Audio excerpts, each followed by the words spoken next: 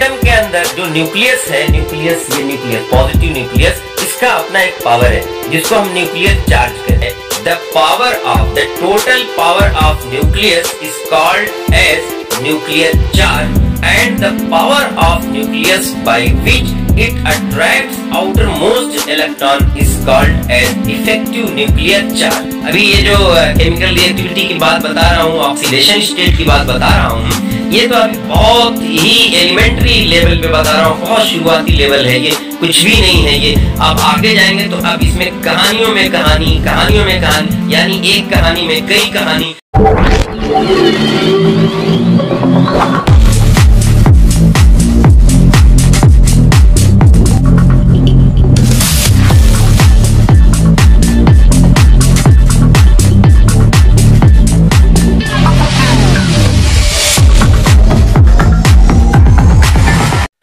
Students, last में जो एक टॉपिक बचा हुआ है वो है periodic trends in properties of element. वैसे तो ये छोटा नहीं है, ये बहुत बड़ा टॉपिक है। अगर कहा जाए कि क्लासिफिकेशन की जान क्या है तो बल्कि यही है, लेकिन इस क्लास में नहीं है। जब आप आगे जाएंगे तो उस क्लास में होगा, यानी ये 12th क्लास में, 11th क्लास में है। बेसिकली जो अब आप पढ़ने जा रहे हैं यही इसकी जान है, इस चैप्टर की पीरियोडिक ट्रेंड्स। इसी पे पूरी केमिस्ट्री बेस करती है। क्योंकि वो इतने आसानी से समझ में आने वाली बात नहीं है, इसलिए यहाँ पर बहुत थोड़ा सा रखा गया है, वही आज हम डिस्कस करने वाले हैं। तो हेडिंग डाल लीजिए पीरियोडिक ट्रेंड्स इन प्रॉपर्टी। आपके एनसीईआरटी में जो हेडिंग डाली है वो ये है trends in modern periodic table. इसी को हम कहते हैं periodic trends in element. Trends in modern periodic table. देखिए, basically there are various properties, physical and chemical properties, उसी को हमें डिस्कस करना है। एलिमेंट की बहुत सारी प्रॉपर्टीज होती हैं। तो सबसे पहले तो हम एक बार रीड करते हैं, एक बार फिर से आपको रिमाइंड कराने की कोशिश करते हैं कि पीरियोडिसिटी क्या होती है, पीरियोडिक फंक्शन क्या होता है। फिर से एक बार मैं आपको याद दिलाता हूं, रिमाइंड कराता हूं कि पीरियोडिसिटी वो प्रॉपर्टी होती है जो after some lag of time repeat करती है। इससे पहले वाली क्लास में मैंने खूब अच्छे से समझाया है पीरियोडिसिटी इन एलिमेंट्स। पीरियोडिसिटी इन एलिमेंट्स या फिर पीरियोडिक फंक्शन क्या होता है? बेसिकली एक ग्रुप में जब हम चलते हैं तो कई एलिमेंट्स होते हैं, उनमें कुछ एटॉमिक नंबर का गैप होता है, लेकिन गैप के बावजूद भी उनकी प्रॉपर्टी सेम होती है, इक्वल होती है, एक जैसी होती है। समझ गए? इसी को हम कहते हैं periodicity. After some lag of time, the properties of elements become equal. This is called as periodicity in elements. तो ये मैंने पिछली क्लास में चूंकि लिखवा भी दिया था, समझा भी दिया था, सब कुछ किया था, तो इसलिए आज यहाँ पे मैंने थोड़ा सा आपको बस रिमाइंड करा दिया है। अब हम एक्चुअल टॉपिक पे आते हैं, पीरियोडिक ट्रेंड पे। तो उसके लिए हम सबसे पहले हेडिंग डालेंगे कौन कौन सी प्रॉपर्टीज होती हैं। सबसे पहले आप लिखिए atomic properties. Atomic properties, atomic properties में बहुत सारी प्रॉपर्टीज हैं। देखिए, एटॉमिक रेडियस और एटॉमिक साइज, एंड यहीं पे आप लिख सकते हैं आयोनिक साइज। भाई उसी एटम में, उसी एटम का जब आयन बनता है तो उसकी साइज को या रेडियस को एटॉमिक साइज या रेडियस कहते हैं। उसके बाद है आपका इलेक्ट्रोनेगेटिविटी, नेगेटिविटी। फिर आपका electron gain enthalpy, electron gain enthalpy, electron gain enthalpy. बहुत सारी है, आपको पढ़ना कुछ नहीं, इसमें सिर्फ 2 पढ़ना है। बहुत सारी अभी आप लिखते चलिए, पढ़ना सिर्फ 2, लेकिन ये जानना आपका जरूरी है ताकि आपको डाउट न रहे।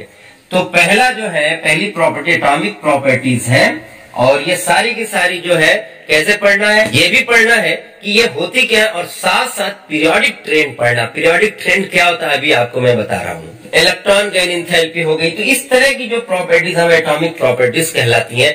बी लिखिए physical property, physical properties. Physical property में लिखिए number 1 metallic and non metallic character. Metallic and non metallic character. Number 2 boiling point, boiling and melting point, boiling and melting point करके लिख दीजिए। और तीसरा है आपका डेंसिटी, चौथा है आपका मास एंड वॉल्यूम, इस तरह से। उसके बाद फिर इसमें पांचवा भी लिख सकते हैं आप, कलर एंड स्टेट। पांचवा कलर एंड स्टेट, ये सारी इस तरह की कुछ प्रॉपर्टीज, ये क्या है, फिजिकल प्रॉपर्टीज होती हैं। तो ये आपने देखा कि इसमें दो प्रॉपर्टीज आपके सामने लिखी गई। तीसरी है आपकी केमिकल प्रॉपर्टी। केमिकल प्रॉपर्टीज में दो चीजें, एक है आपकी ऑक्सीडेशन स्टेट, ऑक्सीडेशन स्टेट, और दूसरी है आपकी chemical reactivity. Oxidation state and chemical reactivity, ये आपकी है chemical property. Classification and periodicity in elements, जो चैप्टर का नाम है हाफ पार्ट। हाफ पार्ट में आपने वो सब पढ़ा कि मेंडलीफ की पीरियोडिक टेबल क्या है, मॉडर्न पीरियोडिक टेबल क्या है, ये सारी चीजें पढ़ी। फिर उसके बाद जो आधा पोर्शन बचता है उसमें यही पढ़ते हैं आप हायर क्लासेस में, लेकिन यहाँ पर जो है वो सिर्फ थोड़ा सा पार्ट दिया हुआ है। हम यहाँ पे हेडिंग वाइज नहीं पढ़ेंगे, उसमें से वही पढ़ेंगे जो बुक में दिया हुआ है आपके। तो हेडिंग डाल लीजिए metallic and non metallic character. इसमें बेसिकली पढ़ना है आपका पीरियोडिक ट्रेंड। पीरियोडिक ट्रेंड, अब पीरियोडिक ट्रेंड क्या चीज है, इसको समझने के लिए पहले आपको यह भी समझना पड़ेगा कि metallic and non metallic character कहते किसे हैं। तो metallic and non metallic character क्या होता है, पहले तो ये समझ लीजिए आप, उसके बाद में पीरियोडिक ट्रेंड पे आता हूं। मेटेलिक कैरेक्टर कहते हैं किसी भी मेटल के इलेक्ट्रॉन देने की कैपेसिटी को क्या कहते हैं, मेटेलिक कैरेक्टर कहते हैं। और नॉन मेटेलिक कैरेक्टर उसका उल्टा है, जब कोई नॉन मेटल इलेक्ट्रॉन एक्सेप्ट करती है, इलेक्ट्रॉन लेती है, तो उसे हम नॉन मेटेलिक कैरेक्टर कहते हैं। द प्रॉपर्टीज और capacity of an element to donate electron to release electron is called as metallic character, whereas the property or capacity or capability or ability of an element to attract electron or to attain electron, to gain electron is called as its non-metallic character। तो समझ गए आप, किसी भी element के electron देने की capacity को क्या कहते हैं, मेटेलिक कैरेक्टर कहते हैं, और इलेक्ट्रॉन लेने की कैपेसिटी को क्या कहते हैं, नॉन मेटेलिक कैरेक्टर कहते हैं। पढ़ना है आपको पीरियोडिक ट्रेंड। पीरियोडिक ट्रेंड वो होता है जिसमें हम ये पढ़ते हैं पीरियोडिक टेबल के किसी भी ग्रुप में ऊपर से नीचे चलने पे, फ्रॉम टॉप टू बॉटम, ऊपर से नीचे चलने पर ये जो पार्टिकुलर प्रॉपर्टी है, मेटेलिक कैरेक्टर या नॉन मेटेलिक कैरेक्टर या जितनी भी प्रॉपर्टीज अभी आपने लिखी हैं, तो ये सारी की सारी प्रॉपर्टी ऊपर से नीचे चलने पर घटती हैं या बढ़ती हैं, इंक्रीज होती हैं या डिक्रीज होती हैं, इसी को कहते हैं हम पीरियोडिक ट्रेंड। इसी तरह से उस प्रॉपर्टी को हम पीरियड में देखते हैं, फ्रॉम लेफ्ट टू राइट, कि ये घटती है या बढ़ती है। समझ गए, इसी को कहते हैं पीरियोडिक ट्रेंड। किसी भी प्रॉपर्टी का पीरियोडिक ट्रेंड ये होता है कि किसी ग्रुप में वो ऊपर से नीचे चलने पे घट रहा है या बढ़ रहा है। इसी तरह से from left to right in a period, यानी पीरियड में या सीरीज में बाएं से दाएं चलने पर वो घट रही है या बढ़ रही है, इसी को हम कहते हैं पीरियोडिक ट्रेंड। तो ये समझने के लिए कि घट रही है कि बढ़ रही है, कई चीजों का समझना जरूरी हो जाता है, इसीलिए ये थोड़ा सा टॉपिक लेंथी है, ये एक्सटेंडेड है और यहाँ पे कम दिया हुआ। तो सबसे पहले हम समझते हैं, हमने हेडिंग डाली metallic and non metallic character, और ये हमने बता दिया है, ये हमने समझ लिया है कि मेटेलिक कैरेक्टर क्या होता है और नॉन मेटेलिक कैरेक्टर क्या होता है। अब पीरियोडिक ट्रेंड पे आते हैं। From top to bottom in a group, जब भी हम ऊपर से नीचे चलते हैं तो मेटेलिक कैरेक्टर बढ़ता है। मेटेलिक कैरेक्टर क्या होता है, बढ़ता है। मेटेलिक कैरेक्टर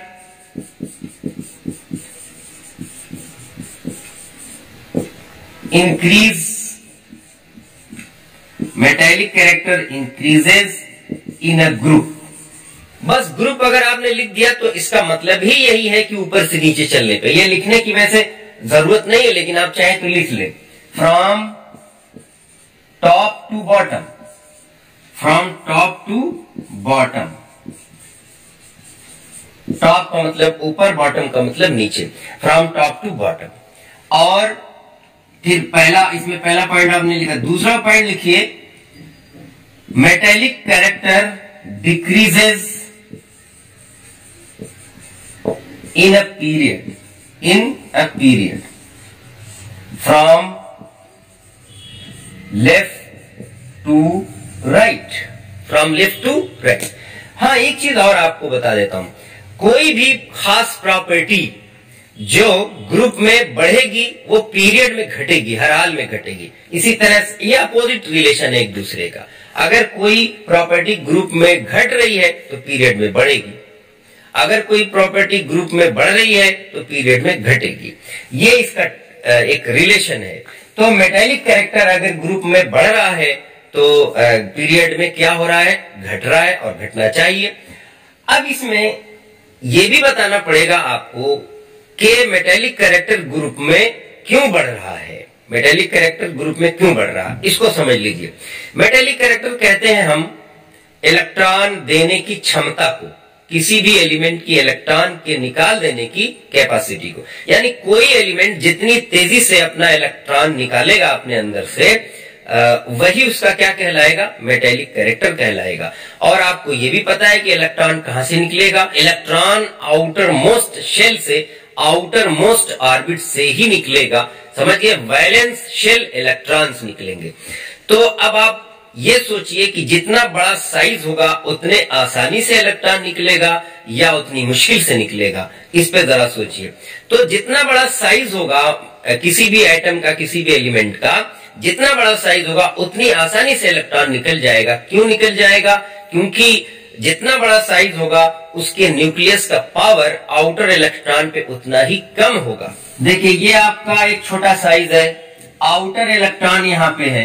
अब न्यूक्लियस का पावर जाहिर है कि आउटर इलेक्ट्रॉन पे बहुत ज्यादा होगा। इसी को हम कहते हैं, क्या कहते हैं, इफेक्टिव न्यूक्लियर चार्ज कहते हैं। इफेक्टिव न्यूक्लियर चार्ज यानी न्यूक्लियस जो होता है, न्यूक्लियस का अपना एक पावर है। इस दुनिया में जितनी भी चीजें हैं सबका अपना अपना एक पावर है। तो इसी तरह से जो एटम है, एटम का अपना एक पावर है।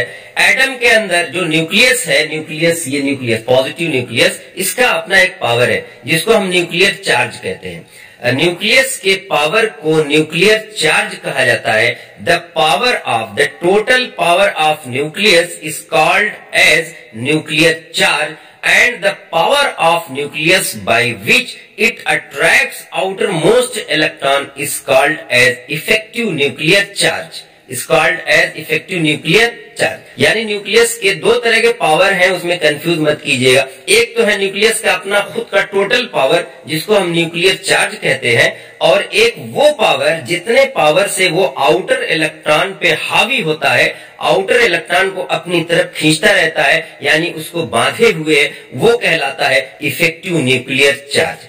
तो इफेक्टिव न्यूक्लियर चार्ज छोटी साइज पे क्या होता है, बहुत ज्यादा होगा, क्योंकि डिस्टेंस कम है। जब डिस्टेंस कम होगी तो आसानी से उसको कैचअप कर लेगा, और अगर बड़ी होगी तो नहीं कर पाएगा। तो अगर बड़ी होगी साइज तो न्यूक्लियस इसको पकड़ नहीं पाएगा इलेक्ट्रॉन को, तो इलेक्ट्रॉन आसानी से भाग जाएगा। तो इसीलिए कहते हैं कि जब साइज बड़ा होता है तो मेटेलिक कैरेक्टर ज्यादा होता है। तो जितना जितना बढ़ाते चले जाइए। और आपको पता है कि किसी भी ग्रुप में जब हम ऊपर से नीचे चलते हैं तो साइज बढ़ता है। जब ऊपर से नीचे चलते हैं तो साइज बढ़ता है, और साइज बढ़ने के साथ साथ फिर इफेक्टिव न्यूक्लियर चार्ज घटने लगेगा और आसानी से इलेक्ट्रॉन निकलता चला जाएगा। तो इसलिए कहते हैं कि मेटेलिक कैरेक्टर ऊपर से नीचे चलने पर क्या होता है, बढ़ता है। इसी तरह से पीरियड में जब हम बाएं से दाएं चलते हैं तो एटॉमिक नंबर तो बढ़ता रहता है, लेकिन नंबर ऑफ शेल्स नहीं बढ़ती हैं।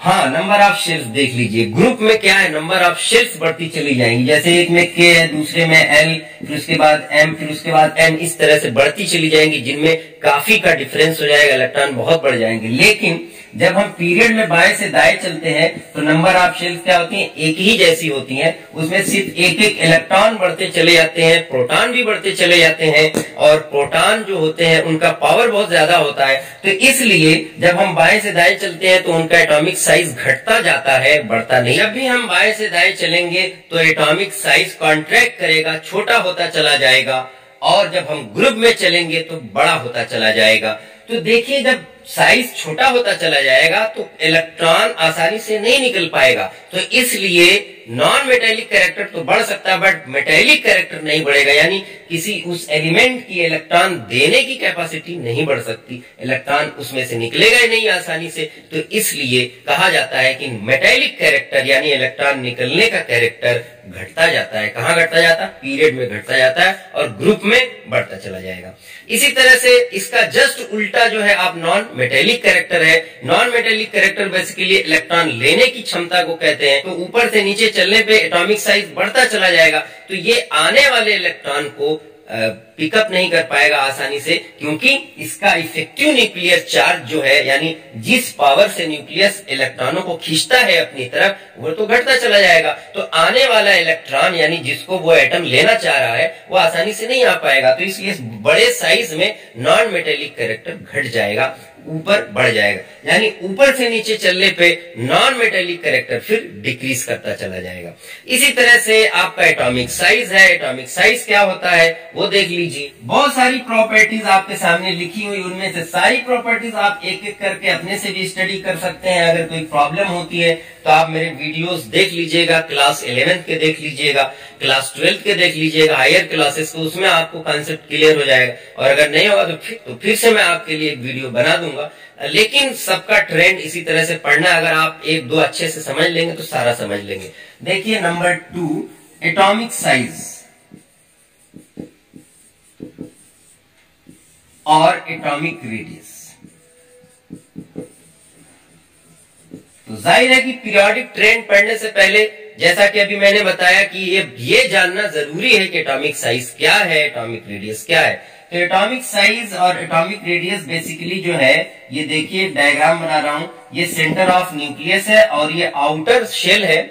तो आउटर शेल में जो इलेक्ट्रॉन होता है, उस इलेक्ट्रॉन से लेकर के न्यूक्लियस के बीच तक की दूरी को रेडियस कहते हैं, एटॉमिक रेडियस कहते हैं। यानी द डिस्टेंस बिटवीन, गौर से सुनिएगा इसको, the distance between centre of nucleus and outermost electron is called as atomic radius or atomic size. The distance between the center of nucleus and outermost electron is called as atomic radius or atomic size. And in the case of ion, the similar is called as ionic radius. यानी ion अगर लिया जाए तो इसी definition को apply कर दीजिए तो वो आयोनिक रेडियस हो जाएगा। In the case of ion, atomic size and ionic size का जनरल ट्रेंड यही है कि जब हम ऊपर से नीचे चलते हैं तो बढ़ती चली जाती हैं। क्यों बढ़ती हैं? क्योंकि उनमें नंबर ऑफ शेल्स बढ़ते चले जाते हैं, और नंबर ऑफ शेल्स जब बढ़ते हैं तो जाहिर है कि ज्यादा से ज्यादा उसमें इलेक्ट्रॉन बढ़ते हैं। जैसे कि आपका के शेल में अगर 2 है तो इसका साइज थोड़ा सा छोटा होगा, थोड़ा सा बड़ा कर दीजिए तो L इक्वल टू क्या हो जाएगा, 8 हो जाएगा। थोड़ा सा और बड़ा कीजिए तो इसमें M इक्वल टू क्या हो जाएगा, आपका 18 हो जाएगा। और अगर बहुत बड़ा कर दीजिए तो इसमें N इक्वल टू कितना हो जाएगा, 32। तो आप देख रहे हैं कि क्योंकि ग्रुप में ऊपर से नीचे चलने पे नंबर ऑफ शेल्स बढ़ती चली जाती हैं, इसलिए इनका एटॉमिक साइज भी बढ़ता चला जाता है। न्यूक्लियस का पावर यानी effective nuclear charge outer most electron पे हावी नहीं हो पाता, तो इसलिए इनका साइज बढ़ता चला जाता है। तो ये तो रहा ग्रुप में ट्रेंड, और इसी तरह से आप पीरियड में भी ट्रेंड बता सकते हैं कि वहां पर क्या होता है, वहां पर ये नंबर ऑफ शेल्स बराबर है। जैसे इससे पहले भी बताया था जब metallic and non metallic character पढ़ा रहा था, तो उसमें भी बता दिया था मैंने, वही चीज है यहाँ पर भी। कि यहाँ पर एटॉमिक साइज घटता चला जाएगा बाएं से दाएं, from left to right in a period, क्योंकि इसमें नंबर ऑफ शेल्स नहीं बढ़ रही हैं, नंबर ऑफ प्रोटॉन्स बढ़ रहे हैं। नंबर ऑफ प्रोटॉन्स का मतलब पॉजिटिव चार्ज बढ़ रहा है इलेक्ट्रॉन के बढ़ने के साथ साथ, तो इसलिए वो साइज को कॉन्ट्रैक्ट करता चला जा रहा है। तो एटॉमिक साइज पीरियड में घटती है और ग्रुप में बढ़ती है। तो इसी तरह से सारी ट्रेंड, सारी प्रॉपर्टीज आप अच्छे से एक्सप्लेन कर सकते हैं। इसके बाद अगर एक दो प्रॉपर्टीज इसमें से और अगर आप में से कोई इंटरेस्टेड हो कि नहीं सर दो तो है लेकिन और मैं जानना चाहता हूं अलग से कि इलेक्ट्रोनेगेटिविटी क्या होती है, इलेक्ट्रॉन गेन इंथैल्पी क्या होती है, आयोनाइजेशन इंथैल्पी क्या होती है, और उसके बाद फिर जो है स्टेट क्या होती है, किसी भी स्टेट का ट्रेंड जो है हम ऊपर से नीचे चलने पे क्या बताएं कि क्या ऊपर से नीचे चलने पे गैसियस स्टेट बढ़ती चली जाएगी कि सॉलिड स्टेट बढ़ती चली जाएगी या लिक्विड होगा,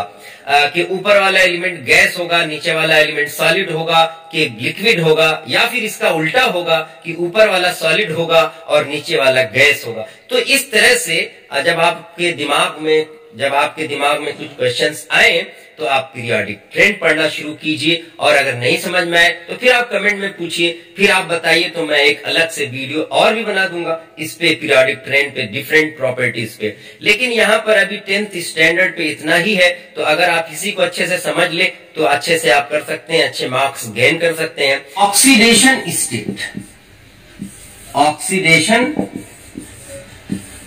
स्टेट एंड केमिकल रिएक्टिविटी, इसको भी बस ब्रीफ में ही देख लीजिए। वैलेंसी जो होती है किसी भी एलिमेंट की, वैलेंसी से ही ऑक्सीडेशन स्टेट या ऑक्सीडेशन नंबर का कॉन्सेप्ट जनरेट हुआ है।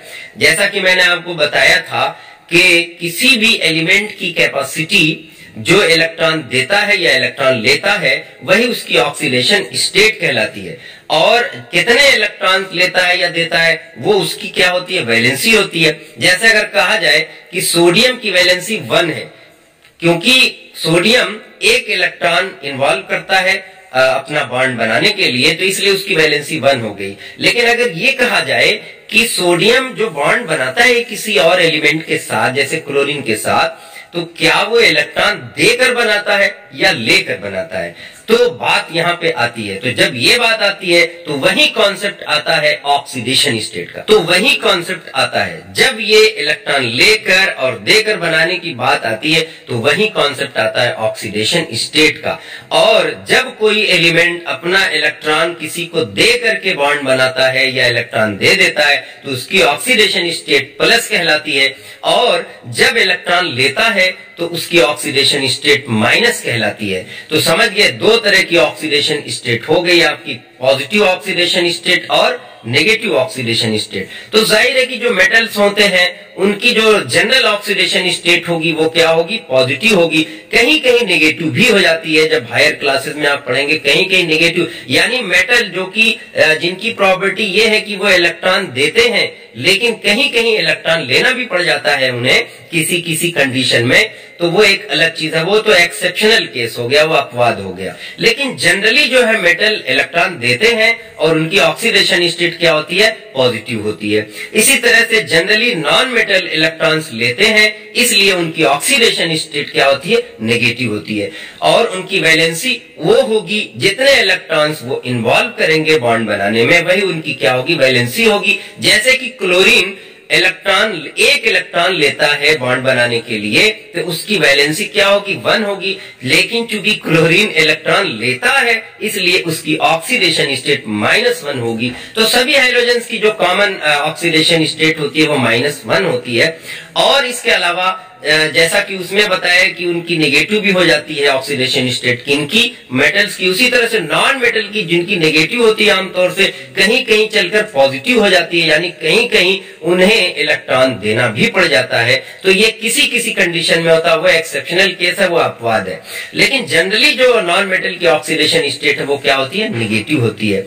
और आपको पता है ऊपर से नीचे चलने पे आमतौर पर, अब पीरियोडिक ट्रेंड बता रहा हूं, ऊपर से नीचे चलने पर यानी ग्रुप में आमतौर पे पॉजिटिव ऑक्सीडेशन स्टेट की स्टेबिलिटी बढ़ती है और नेगेटिव ऑक्सीडेशन स्टेट की स्टेबिलिटी घटती है। ऐसा क्यों होता है इससे पहले मैं एक्सप्लेन कर चुका, आप उसको देख करके समझ जाइएगा, नहीं समझ पाइएगा तो कमेंट में पूछिएगा।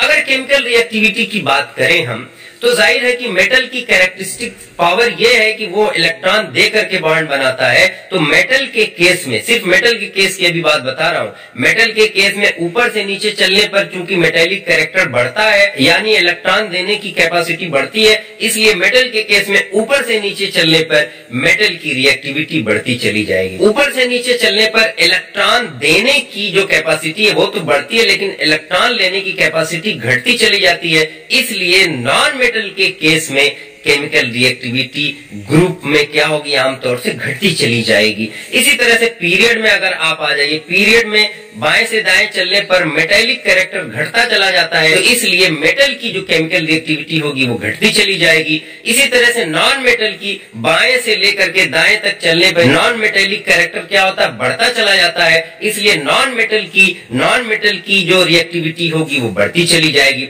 फिर उसके बाद बीच में जाके स्टॉप कर जाएगी। फिर वहां से क्या होता है, बीच से लेकर के लास्ट तक फिर नॉन मेटेलिक कैरेक्टर बढ़ता है। तो नॉन मेटेलिक कैरेक्टर तो बढ़ता चला जाता है, तो इसलिए नॉन मेटेलिक कैरेक्टर की जो केमिकल रिएक्टिविटी होगी वो बढ़ती चली जाएगी। लेकिन लास्ट में जाके जहां पर इनर्ट गैसेस आती हैं, नोबल गैसेस आती हैं, उनकी केमिकल रिएक्टिविटी जीरो हो जाती है, क्योंकि उनकी वैलेंसी जीरो होती है आमतौर से। तो इस तरह से आप केमिकल रिएक्टिविटी को भी जज कर सकते हैं मेटेलिक और नॉन मेटेलिक कैरेक्टर के आधार पर, एटॉमिक साइज के आधार पर, कि बाएं से दाएं चलने पे क्या होगा और ऊपर से नीचे चलने पर क्या होगा। ये जो कहानी चल रही है केमिकल रिएक्टिविटी की, या पूरे पीरियोडिक ट्रेंड की, या पूरी प्रॉपर्टीज की, ये एक कहानी है जिसमें कई कहानियां हैं। अभी ये जो केमिकल रिएक्टिविटी की बात बता रहा हूं, ऑक्सीडेशन स्टेट की बात बता रहा हूं, ये तो अभी बहुत ही एलिमेंट्री लेवल पे बता रहा हूं, बहुत शुरुआती लेवल है, ये कुछ भी नहीं है। ये अब आगे जाएंगे तो अब इसमें कहानियों में कहानी, यानी एक कहानी में कई कहानी, तो उसके लिए आपको हायर क्लासेस में जाना जरूरी है।